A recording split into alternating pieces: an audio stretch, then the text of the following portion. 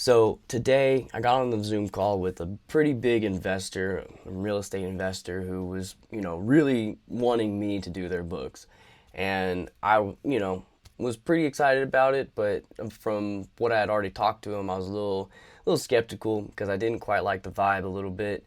And, I'm not one to talk about vibes too much, but this guy was pretty big in the like the motivational speaker space, and he was getting into the real estate business, and he had his own real estate investments, and then he had a property management company that he was doing with that, and then he didn't tell me before I got on the Zoom, the scope of work that he was expecting. And so he had already given me access to his bank, like view access. And then before even getting a quote, he gave me access to, before I gave him a quote, he gave me access to everything, all of his financials and everything. And I thought that was a little strange. And then whenever he was walking me through all of his stuff, he had 6 different companies. He was doing the profit first method on all of them. And if you don't know what that is, profit first method is a book where it pretty much, tells you that, you have to take your income, deposit it in one bank account, and then divvy it out to several different bank or sub accounts underneath that one bank account. So you're in one bank, where one business has one bank, but that one bank has, however many that you want. I think he had 9 in the one he showed me. But he was using the profit first method, and he had 6 different businesses, and he wanted me to do what is outside of the scope of my work, which is I'm just QuickBooks. I just handle QuickBooks. But I will do other stuff if you pay right. But he wanted me to, allocate the transactions for his profit first stuff. And he also wanted me to obviously handle his QuickBooks and everything. And, he was going over this and explaining, how many units he was about to have. I think he just was closing a purchase of like 28 some properties and stuff. So the amount of work was going to be pretty extensive. And then, he was kind of, being a little pushy, and he was, kind of his way or the highway type of thing. And so that kind of, I didn't like that a little at all. And so we came, and then it came to the time to talk about, how much my pay was going to be. And he told me that, we'll get to the other businesses and stuff, but right now just focus on the property management. And I told him, I was like, hey, he wanted me to put him at my lowest charge, and like, that's like $300 a month. But that $300 a month is, you have one bank account, maybe 1 or 2 credit cards at most, and you don't have an extensive line of transactions.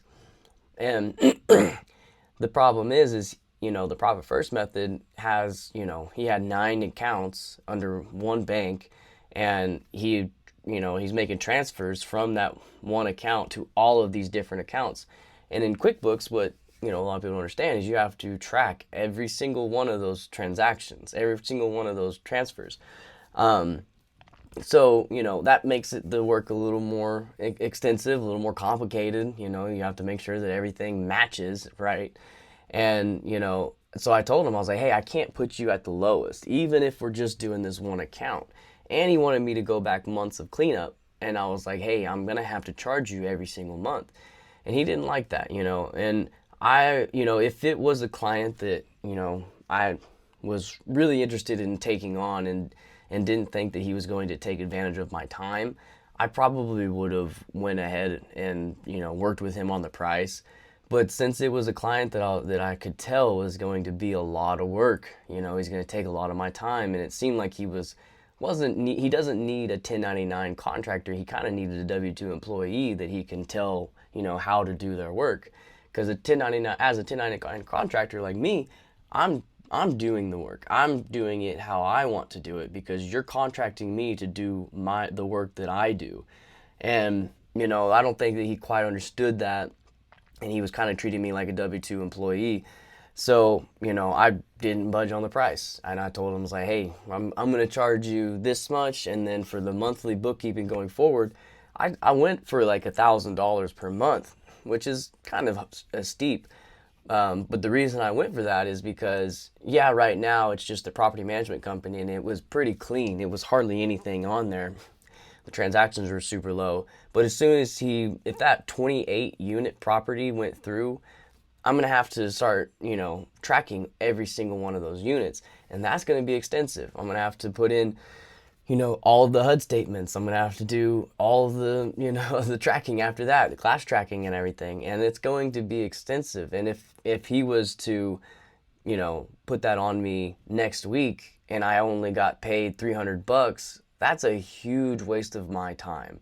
You are getting way more out of me than what you're paying me. And I'm just not going to be, I'm not going to go for that. And, he kind of got upset at me for not budging on the price. And it is what it is at that point. If if you were coming to me asking for my expertise, I would understand and I would probably work with you. But since he was telling me how to do things, even though he didn't quite understand QuickBooks per se, he understood bookkeeping, but he didn't understand QuickBooks. And that's why you come to me, is because I'm a QuickBooks Pro advisor. I can, help you with QuickBooks. That's the difference, and a lot of people don't understand that. And that's the main thing that I think a lot of people kind of overlook, is that, accounting, not that hard. Once you get the basics down, it's pretty easy. But learning QuickBooks, that's a lot. It's really hard to understand what's going on.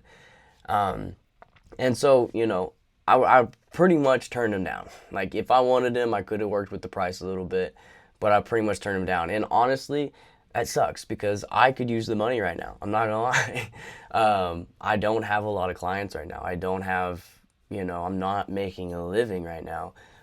But I'm also know that if I go for this one client and he takes up all of my time for not even that good of pay, I'm going to regret that decision in the future. So I would much rather have, a $200 a month client, if I want to work with the price, if it goes 300 is my limit. But if, the transactions aren't that bad, it's only one bank account, one credit card or something, then, I'll work with the price a little bit.